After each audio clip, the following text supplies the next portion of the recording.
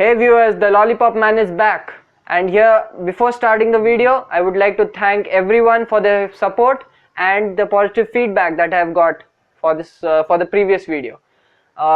In this video I would like to do a review for the race weekend, that is the qualifying as well as the race, and let's just get straight into qualifying. Just me and my guitar.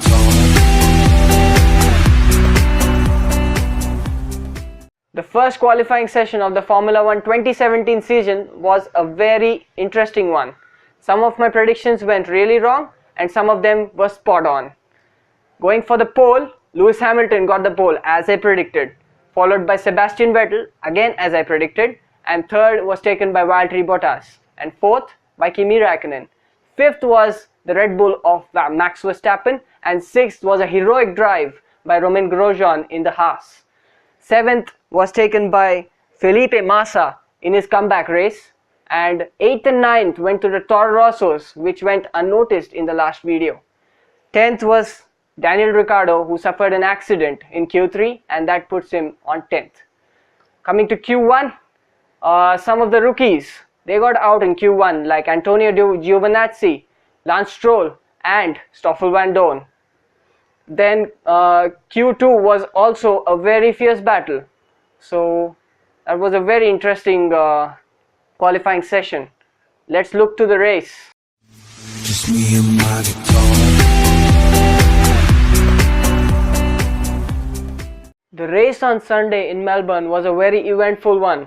As I predicted, Ferrari have been able to dethrone Mercedes from the top step of the podium. It was Sebastian Vettel who took the win in Melbourne, followed by the two Mercedes of Lewis Hamilton and Valtteri Bottas. Fourth was Kimi Räikkönen in the other Ferrari. Fifth was Max Verstappen. Sixth, Felipe Massa in the Williams. Seventh was Sergio Perez in the lead Force India. And 8th and 9th were the Toro Rossos, both scoring points. And 10th was Esteban Ocon after he had a very good overtake on Fernando Alonso in the 53rd lap, I think. Then let's go to some of the failures in this race. Marcus Ericsson, he incurred damage due to the crash with Magnussen on turn 3 on the lap 1. Then Palmer had brake failures where his brakes actually got jammed, so he could not move a lot faster. Haas had a really bad opening race, double DNF actually. Magnussen had right rear suspension failure, and Grosjean, engine blown out, but it actually told that there was a water leak, so it was actually steam that was coming out of the exhaust, not the engine that was blown. Then Ricciardo, his engine was in a total mess actually. So he started on lap 3. He was already two laps down to the leaders, and then eventually had a halt, and that was his race. Bad race for the home guy. Then Daniel Kvyat, he had loss of air pressure in the engine, so he had to make an extra stop. That is why Carlos Sainz finished ahead of him.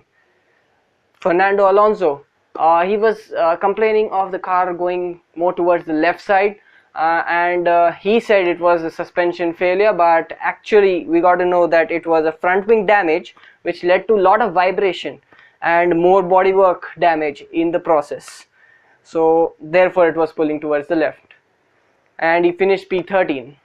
Then actually he had to retire the car. Stoffel Vandoorne finished in P13. That was the last actually car that was classified.